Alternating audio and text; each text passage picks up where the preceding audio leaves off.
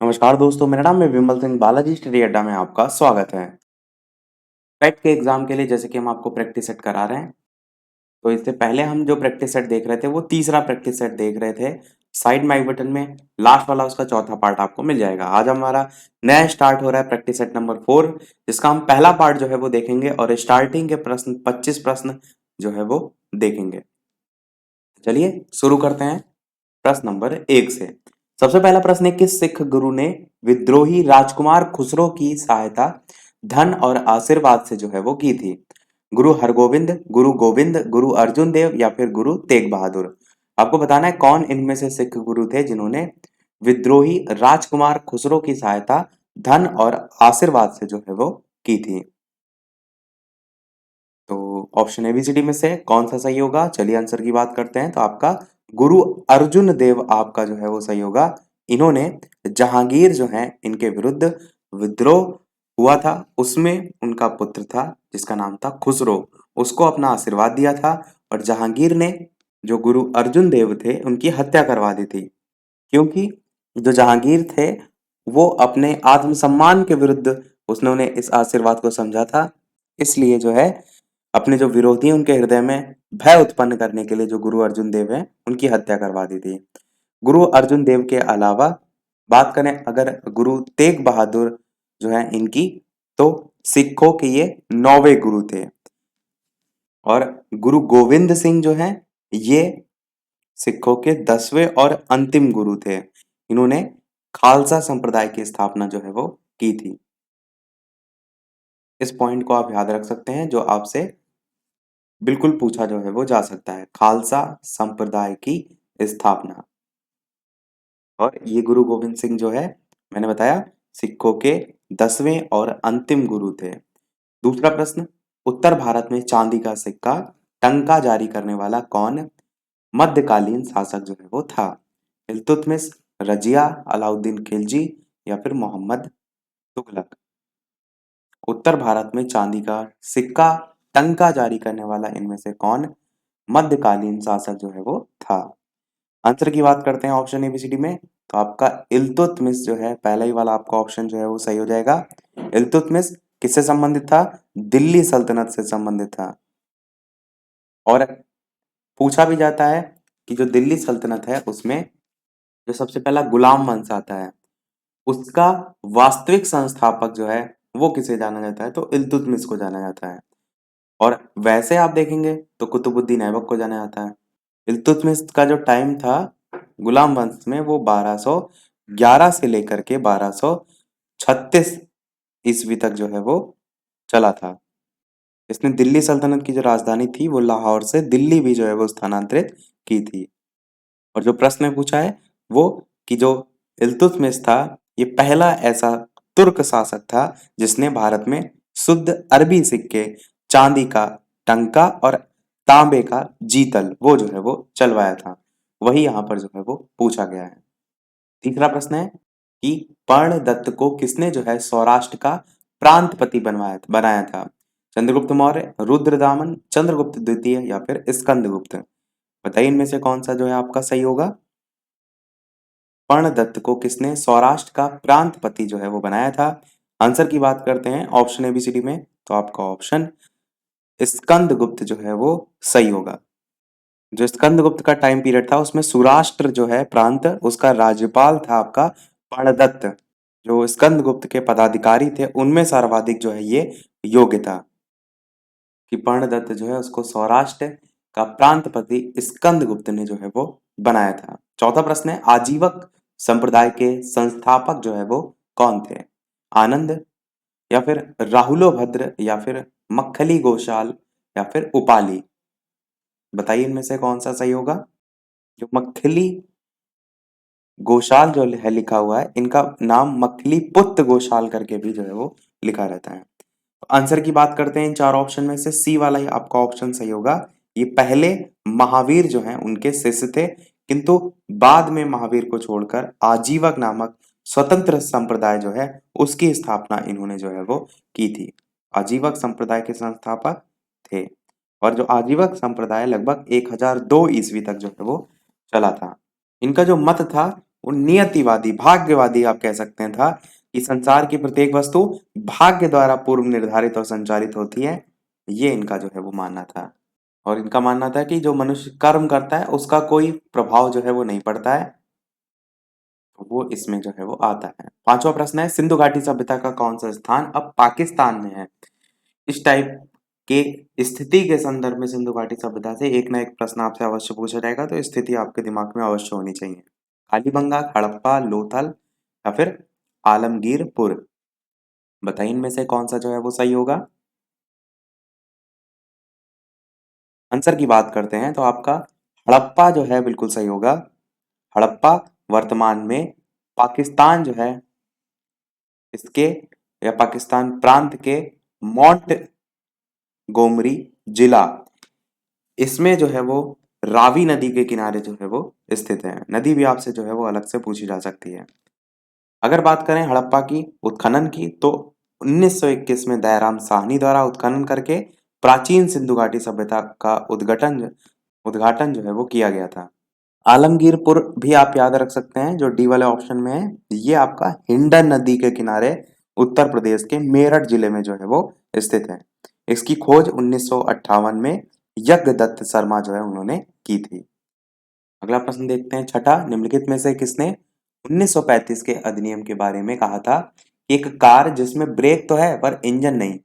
ये किसने कथन दिया था? जवाहरलाल नेहरू, सी राजगोपालचारी, महात्मा गांधी, एस सी बोस, बताइए इनमें से कौन सा जो है आपका ऑप्शन सही होगा। किसने 1935 के अधिनियम के बारे में कहा था कि एक कार जिसमें ब्रेक तो है पर इंजन नहीं? वो इनमें से कौन सा जो है किसके द्वारा कथन कहा गया था? आंसर की बात करते हैं तो पहले ही आपका ऑप्शन जवाहरलाल नेहरू यहाँ पर जो है वो सही होगा। जवाहरलाल नेहरू जो है भारत शासन अधिनियम 1935 जो है उसको पंडित जवाहरलाल नेहरू जो है इन्होंने कहा था कि एक कार जिसमें ब्रेक तो है पर इंजन जो है वो नहीं है। उन्होंने ये भी कहा था कि ये जो अधिनियम है वो दासता का नया आज्ञा पत्र है। ये भी जो है इन्होंने कहा था। सातवां प्रश्न है, 1919 के भारत सरकार अधिनियम के द्वारा सांप्रदायिक निर्वाचक मंडल का विस्तार किया गया, देसी राजाओं के अधिकारों को सीमित किया गया, सभी राज्यों में द्विसदनात्मक विधानसभा की स्थापना हुई, बर्मा को भारत से अलग किया गया। कौन सा इनमें से सही होगा? आंसर की बात करते हैं तो पहला आपका ऑप्शन यहाँ पर सही होगा, सांप्रदायिक निर्वाचक मंडल का विस्तार जो है वो किया गया 1919 के भारत सरकार अधिनियम के द्वारा। और 1919 जो है इसके अलावा 1909 ईस्वी का जो अधिनियम था जिसे हम मॉन्टेग्यू चेम्सफोर्ड सुधार कहते हैं, उसके द्वारा क्या हुआ था? उसके द्वारा जो मुसलमान थे उनको सांप्रदायिक प्रतिनिधित्व दिया गया था, केवल सांप्रदायिक प्रतिनिधित्व दिया गया था, जबकि 1919 का जो था आपका, इसमें मुसलमानों के साथ साथ सिख, भारतीय ईसाई, एंग्लो इंडियन, इन सभी को भी सांप्रदायिक प्रतिनिधित्व जो है वो दिया गया था। और इसमें आपका यूरोपियन, वाणिज्य मंडल, जमींदार, इन सबको भी विशेष प्रतिनिधित्व दिया गया था। आठवां प्रश्न है, निम्नलिखित में से किसने सांप्रदायिक अधिनिर्णय घोषित जो है वो किया? Ramsay MacDonald, Stanley Baldwin, Neville Chamberlain, Winston Churchill, बताइए इनमें से कौन सा सही होगा। किसने सांप्रदायिक अधिनिर्णय जो है वो घोषित किया? आंसर की बात करते हैं ऑप्शन एबीसीडी में, पहले ही आपका ऑप्शन सही होगा, रैमजे मैकडोनाल्ड। इन्होंने 16 अगस्त 1932 को सांप्रदायिक अधिनिर्णय जो है, जिसको हम कम्युनल अवार्ड भी कहते हैं, वो घोषित किया था। इसके तहत क्या था? कानूनी रूप से जो दलित वर्ग था उसको भी अल्पसंख्यक मानकर हिंदुओं से अलग कर दिया गया था। साथ ही साथ अल्पसंख्यक समुदाय के लिए विधानमंडल में कुछ सीटें भी इसमें सुरक्षित की गई थी। तो ये सारी चीजें इसमें जो है वो देखने को मिली थी। नवा प्रश्न आपका बहुत ही अच्छा है, जलियांवाला बाग हत्याकांड की जांच के लिए बनाई गई समिति का नाम जो है वो क्या था? साथ ही साथ वीडियो पसंद आए तो लाइक भी सभी लोग अवश्य करते रहिएगा। आपके एक लाइक से मुझे भी मोटिवेशन मिलता रहे, अच्छे अच्छे प्रश्न हम प्रैक्टिस जो है वो करते रहें। बताना है आपको, जलियांवाला बाग हत्याकांड की जांच के लिए बनाई गई समिति का नाम जो है वो क्या था? आंसर की बात करते हैं तो उसका नाम था हंटर कमीशन। 13 अप्रैल 1919 को जनरल डायर था जिसने जलियांवाला बाग में जो भीड़ थी उस पर जो है वो अंधाधुंध गोली चलवा दी थी, इसमें सैकड़ों लोग मर गए थे। तो उसकी जांच के लिए ब्रिटिश सरकार ने भी 14 अक्टूबर 14 अक्टूबर 1919 को एक जांच कमेटी जो है वो गठित की थी।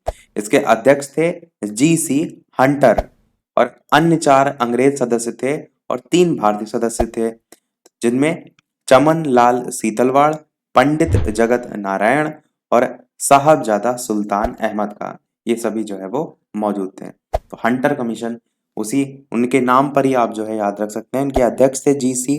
हंटर, उन्हीं के नाम पर हंटर कमीशन नाम भी जो है याद रख सकते हैं। 10वां प्रश्न देखते हैं कि बंग भंग जो है उसके बाद कौन सा आंदोलन शुरू हुआ? सविनय अवज्ञा आंदोलन, स्वदेशी आंदोलन, भारत छोड़ो आंदोलन या फिर असहयोग आंदोलन? बताइए इनमें से कौन सा जो है वो सही होगा। बंग भंग के बाद कौन सा आंदोलन जो है वो शुरू हुआ था? तो ऑप्शन एबीसीडी में से कौन सा सही होगा? आंसर की बात कर लेते हैं तो आपका ऑप्शन स्वदेशी आंदोलन बी वाला जो है बिल्कुल सही होगा। बंग भंग जो है इसके विरोध में स्वदेशी आंदोलन का जन्म हुआ था और इसी के लिए 7 अगस्त 1905 इसको कोलकाता जो है इसके टाउन हॉल, इसमें स्वदेशी आंदोलन की औपचारिक घोषणा जो है वो की गई थी और इसमें सभी विदेशी जो वस्तुएं थी उनका बहिष्कार किया गया था, उनकी होली जलाई गई थी। मेन उद्देश्य था आत्मनिर्भरता को बढ़ावा देना, जिसके तहत अनेक कारखाने और बीमा कंपनियां खुली थी और आचार्य पीसी राय थे जिन्होंने प्रसिद्ध बंगाल केमिकल स्वदेशी स्टोर की भी स्थापना की थी। एक प्रश्न ये भी देखने को मिल सकता है आपसे कि ब्रिटिश जो वस्तुएं थी उनके बहिष्कार का सबसे पहले सुझाव किसने दिया था? तो कृष्ण कुमार मित्र उनका नाम है, उन्होंने जो है वो दिया था। 11 नंबर प्रश्न है, पृथ्वी की सतह का वह भाग जो पानी से ढका है लगभग वो कितना है? 1/4, आधा है, 2/3 या फिर 3/5? बताइए इनमें से कौन सा जो है वो सही होगा। आंसर की बात करते हैं इन 4 ऑप्शन में से तो सी वाला आपका ऑप्शन जो है वो सही होगा, यानी कि 2/3 आपका बिल्कुल सही होगा। पृथ्वी की सतह का वह भाग जो पानी से ढका है वो लगभग जो है वो 2/3 है। और परसेंटेज में अगर बात करें तो पृथ्वी के लगभग 70.2% भाग पर जल है और 29.8% भाग पर स्थल का विस्तार है। तो उस आधार पर भी आप 2/3 का अर्थ निकाल सकते हैं। अगला देखते हैं आपका निम्नलिखित में से किस एक महाद्वीप में उसके संपूर्ण क्षेत्रफल में मैदानी भाग का परसेंटेज जो है सबसे ज्यादा है? एशिया, यूरोप, उत्तरी अमेरिका, दक्षिणी अमेरिका? बताइए इनमें से कौन सा महाद्वीप है जिसके संपूर्ण क्षेत्रफल में मैदानी भाग का परसेंटेज सबसे ज्यादा है? आंसर की बात करते हैं ऑप्शन एबीसीडी में से तो आपका यूरोप जो है बिल्कुल सही हो जाएगा। यूरोप महाद्वीप के कुल क्षेत्र का सर्वाधिक भाग आपको मैदानों के रूप में देखने को मिलता है। 13 नंबर प्रश्न है कि लातूर ये किस प्रांत में है? आंध्र प्रदेश, महाराष्ट्र, गुजरात, मध्य प्रदेश? बताइए इनमें से कौन सा सही होगा। ये फेमस मतलब पर्टिकुलर पूछा ही क्यों गया है? क्योंकि यहाँ पर भूकंप आया था इसलिए ऐसे पूछा गया है। तो लातूर किस प्रांत में है? आंसर की बात करते हैं महाराष्ट्र आपका जो है वो सही होगा। 1993 ईस्वी में भूकंप से भयंकर तबाही हुई थी और इस क्षेत्र में भूकंप का कारण कोयना भीमा ब्रंश, इसमें कोयना बांध जो है उसके निर्माण से हुआ था। तो महाराष्ट्र आपका जो है बिल्कुल सही होगा। अगला प्रश्न देखते हैं 14, पीर पंजाल श्रेणी जो है वो पाई जाती है अरुणाचल प्रदेश में, जम्मू कश्मीर में, पंजाब में या फिर उत्तराखंड में? बताइए इनमें से कौन सा जो है वो सही होगा। पीर पंजाल श्रेणी जो है वो कहाँ पाई जाती है? आंसर की बात करते हैं ऑप्शन एबीसीडी में तो आपका ऑप्शन जम्मू कश्मीर जो है बिल्कुल सही होगा। मध्य हिमालय की जो पीर पंजाल श्रेणी है ये जम्मू कश्मीर में पाई जाती है और जो आपकी श्रेणियां हैं जैसे कि धौलाधर श्रेणी वो आपकी हिमाचल प्रदेश में पाई जाती है। तो वो कुछ इंपॉर्टेंट नाम आप याद रख सकते हैं। 15 नंबर प्रश्न है 2011 में देश के निम्नलिखित राज्यों में से साक्षरता दर जो है सबसे कम थी? उड़ीसा में, बिहार में, झारखंड में या फिर छत्तीसगढ़ में? बताइए इनमें से कौन सा आपका सही होगा। आंसर की बात करते हैं ऑप्शन एबीसीडी में तो आपका ऑप्शन बिहार जो है बिल्कुल सही होगा। न्यूनतम साक्षरता दर की बात करें 2011 की जनगणना के अनुसार तो बिहार में परसेंटेज लगभग 61.8% आपको देखने को मिला। उड़ीसा में अगर बात करें तो ये परसेंटेज अलग है, झारखंड में अलग है, तो सब नहीं याद करने की आवश्यकता है, सबसे कम याद रखिए, सबसे ज्यादा याद रखिए। चाहे तो इससे थोड़ा सा कम जो सेकंड लास्ट में आए उसको याद रख सकते हैं, अरुणाचल प्रदेश जिसका परसेंटेज 65.4 है। फिर आपका राजस्थान का नंबर आता है, फिर झारखंड, मतलब सीरियल है, पर आपको जो पूछा जाएगा वो यही पूछा जा सकता है कि सबसे कम सबसे ज्यादा। 16 नंबर, भारत के आर्थिक सुधारों का जनक किसे कहा जाता है? जवाहरलाल नेहरू, इंदिरा गांधी, मनमोहन सिंह या फिर पीवी नरसिम्हा राव। बताइए इनमें से कौन सा सही होगा। भारत में उदारीकरण की शुरुआत हो गई थी वही लगभग 1991 ईस्वी से, और डॉक्टर मनमोहन सिंह, पीवी नरसिम्हा राव, इनकी सरकार में वित्त मंत्री पद पर रहते हुए भारत में आर्थिक सुधारों की जो प्रक्रिया थी वो स्टार्ट हुई थी। इसलिए भारत में आर्थिक सुधारों के जनक के रूप में मनमोहन सिंह आपका ऑप्शन यहाँ पर सही होगा। पीवी नरसिम्हा राव का नाम भी देखने को मिलता है, पर वो उतने स्टेबल नहीं जितना मनमोहन सिंह का देखने को मिलता है, तो सी वाले ऑप्शन के साथ हम जाएंगे। अगला 17 प्रश्न है, भारत में छिपी हुई बेरोजगारी, जिसे हम प्रछन्न बेरोजगारी भी कहते हैं, वो मुख्य रूप से किससे संबंधित है? कृषि क्षेत्र से, ग्रामीण क्षेत्र से, विनिर्माण क्षेत्र से या फिर शहरी क्षेत्र से। नीचे आपको इस टाइप से पहला तीसरा, दूसरा चौथा, तीसरा चौथा, पहला दूसरा ऑप्शन भी दे रखे हैं। आंसर की बात करते हैं तो आपका ऑप्शन डी वाला बिल्कुल सही होगा, यानी कि पहला और दूसरा आपका सही होगा। कृषि क्षेत्र से और ग्रामीण क्षेत्र से छिपी हुई बेरोजगारी जो है होती क्या है, इसको हम छिपी हुई बेरोजगारी को अदृश्य बेरोजगारी भी कहते हैं। इसके अंतर्गत श्रमिक बाहर से तो काम पर लगे हुए लगते हैं कि काम कर रहे हैं, किंतु वास्तव में उन श्रमिक जो होते हैं उनको उस कार्य में आवश्यकता नहीं होती है। और ज्यादा सिंपल में आप कह सकते हैं कि छिपी बेरोजगारी से पीड़ित जो व्यक्ति है वो ऐसा दिखाई तो देता है जैसे कि वो काम में लगा है, परंतु वास्तव में वो ऐसा जो है वो नहीं होता, वो आपका इसमें आ जाएगा। अगला देखते हैं 18, निम्नलिखित में से किस उत्पाद को हरित स्वर्ण यानी कि ग्रीन गोल्ड कहा जाता है? इंपॉर्टेंट क्वेश्चन है। बांस, कॉफी, बासमती चावल या फिर आम। किस उत्पाद को हरित स्वर्ण जो है, ग्रीन गोल्ड जो है वो कहा जाता है? आंसर की बात करते हैं ऑप्शन एबीसीडी में, तो आपका ऑप्शन पहला वाला ही बांस जो है वो सही हो जाएगा। बांस को कहा जाता है हरित स्वर्ण या फिर सोना या फिर ग्रीन गोल्ड। और विशेषता के तौर पर आप कह सकते हैं कि कार्बन डाइऑक्साइड को अवशोषित करता है, ऑक्सीजन उत्पन्न करता है, ये मेन इसकी विशेषता हो जाएगी। अगर बात करें ज्यादातर देखने को कहाँ मिलता है, तो जो पूर्वोत्तर राज्य हैं उनमें बांस की खेती काफी अधिक मात्रा में होती है, जिसके कारण बांस निर्मित वस्तुएं जैसे बांसुरी, डलिया, पंखे, फर्नीचर, इस टाइप की जो चीजें हैं वो रोजगार के रूप में भी वहां पर देखने को मिलती हैं। अगला प्रश्न देखते हैं आपका 19, बैंकों के नकद कोष अनुपात में कमी का प्रभाव होता है? बैंकों की आय में वृद्धि, बैंकों के द्वारा प्रतिभूतियों की मांग में वृद्धि या फिर बैंकों को साख प्रसार के लिए अधिक धन की उपलब्धि या फिर सभी। बताइए इनमें से कौन सा सही होगा। आंसर की बात करते हैं तो डी वाला आपका ऑप्शन यहाँ पर उपरोक्त सभी जो है वो सही हो जाएगा। तो ये सभी आपके कमी के प्रभाव के रूप में देखने को मिलते हैं। अगला देखते हैं आपका प्रश्न 20 की हिंदू समृद्धि दर का संबंध किस समृद्धि दर से जो है वो है? सकल राष्ट्रीय उत्पाद यानी कि जीडीपी, जनसंख्या, खाद्यान्न या फिर प्रति व्यक्ति आय। बताइए इनमें से कौन सा जो है वो सही होगा। तो ऑप्शन एबीसीडी में से आंसर की बात करते हैं, आपका सकल राष्ट्रीय उत्पाद जीडीपी सही हो जाएगा। हिंदू समृद्धि दर का संबंध, और हिंदू दर का जो विचार है वो प्रोफेसर राज कृष्णा थे, जिन्होंने 1981 में जो है वो दिया था। उनका मानना था कि भारतीय जो अर्थव्यवस्था है वो आर्थिक समृद्धि के संतुलन जाल में उलझ कर रह गई है, जो कि बहुत धीरे धीरे बढ़ रही है। तो आपका ऑप्शन जीडीपी जो है वो सही होगा। 21 नंबर प्रश्न है, पंचायत के सरपंच का चुनाव कैसे होता है? जनता द्वारा प्रत्यक्ष रूप से, पंचायत के पंचों के द्वारा, राज्य सरकार के द्वारा मनोनयन या फिर जिलाधीश के द्वारा मनोनयन। बताइए इनमें से कौन सा जो है आपका ऑप्शन सही होगा। आंसर की बात करते हैं तो बी वाला आपका ऑप्शन पंचायत के जो पंच हैं इनके द्वारा जो है वो सही होगा। ग्राम पंचायत और ग्राम सभा स्थानीय प्रशासन की जो है सबसे निम्नतर स्तर की जो संस्था होती है उसमें आती है। देखिए एक गांव या कुछ छोटे छोटे गांवों को मिलाकर पंचायत बनाई जाती है, और जो ग्राम सभा होती है वो नियत टाइम पर ग्राम पंचायत का चुनाव करती है। ग्राम पंचायत में एक प्रधान अथवा सरपंच होता है और सरपंच या प्रधान के अतिरिक्त कुछ पंच भी होते हैं। तो इन जो पंच होते हैं उनकी संख्या अलग अलग राज्यों में अलग अलग होती है। इनकी संख्या 5 से लेकर 15 तक होती है। साथ ही साथ ग्राम पंचायत का जो कार्यकाल होता है वो भी विभिन्न राज्यों में 3 से लेकर के 5 वर्ष के बीच में देखने को मिलता है। 22 नंबर प्रश्न है, राष्ट्रपति को निम्नलिखित आधार पर महाभियोग की प्रक्रिया द्वारा उसके पद से हटाया जा सकता है। सिद्ध कदाचार, असमर्थता, संविधान के उल्लंघन या फिर सभी।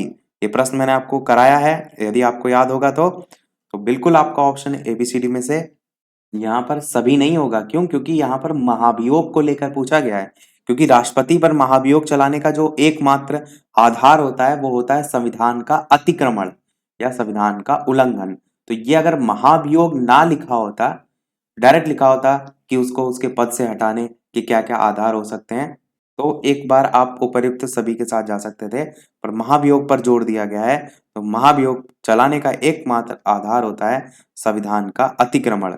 अनुच्छेद 56 का जो संसद है उसके 56 ब्रैकेट में 1 और खा इस टाइप से पूरा है अनुच्छेद। इसमें जो संसद है उसके किसी भी सदन के द्वारा लगाया जा सकता है और दूसरा सदन लगाए गए जो आरोप है उनकी जांच करता है।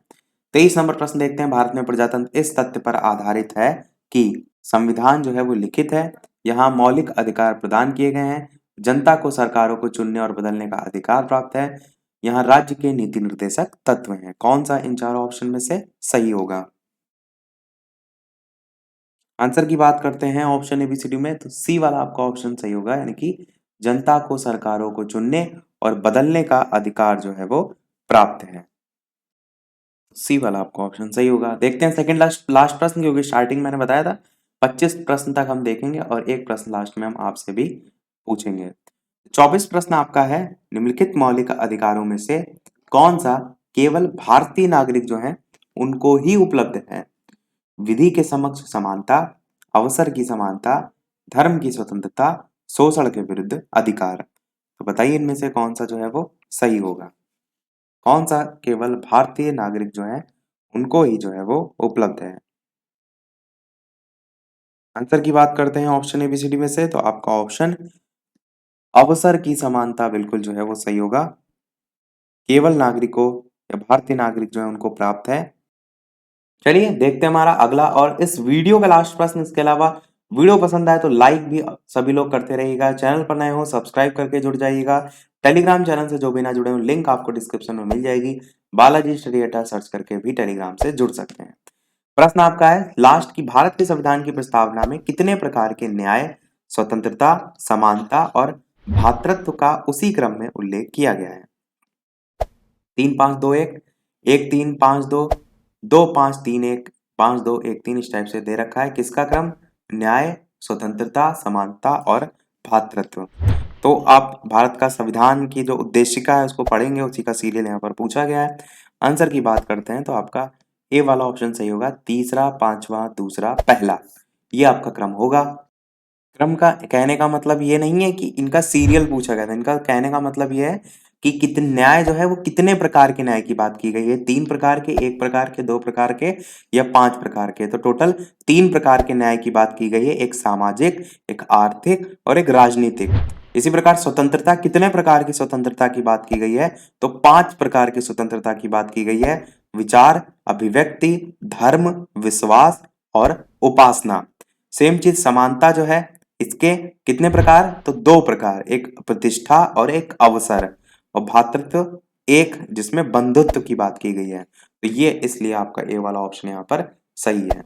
सभी प्रश्न समाप्त हुए। अब वो प्रश्न जैसे कि सभी वीडियो में आपसे एक न एक प्रश्न पूछते हैं, तो इस वीडियो का आपके लिए प्रश्न है जिसका आंसर आपको वीडियो के मेन कमेंट में टाइप करके बताना है कि दूध का औसत पीएच मान कितना होता है? ए ऑप्शन है 6.1, बी ऑप्शन है 6.6, सी ऑप्शन है 8.0 और डी ऑप्शन है 7.4। अपना आंसर वीडियो के मेन कमेंट में टाइप करके बताइएगा। लाइव टाइमिंग इस पेट के एग्जाम के जो प्रैक्टिस सेट है उनकी शाम के 8 बजे है और साथ ही साथ एक लाइव टाइमिंग दोपहर के 3 बजे भी है, तो उसमें आकर भी प्रश्नों की प्रैक्टिस आप कर सकते हैं। तो आज के वीडियो में इतना ही रखते हैं, फिर मिलते हैं अगले वीडियो में कुछ नए प्रश्नों के साथ, नए टॉपिक के साथ। तब तक के लिए नमस्कार, जय हिंद।